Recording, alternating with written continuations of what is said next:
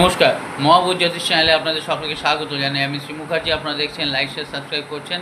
আপনাদের অসংখ্য ধন্যবাদ।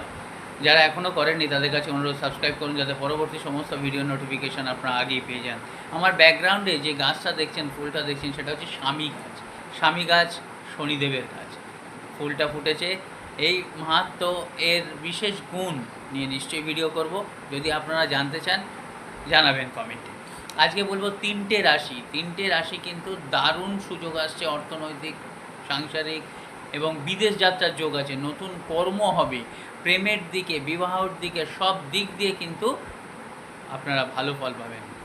সেই তিনটে রাশির যেমন দেখবেন কন্যা, তুলা এবং অবশ্যই কর্কট, এই তিনটে রাশি একদম পজিটিভ মাইন্ডে চলুন, 100% ফল পাবেন, যেটা আপনার প্রাপ্য নিশ্চয়ই।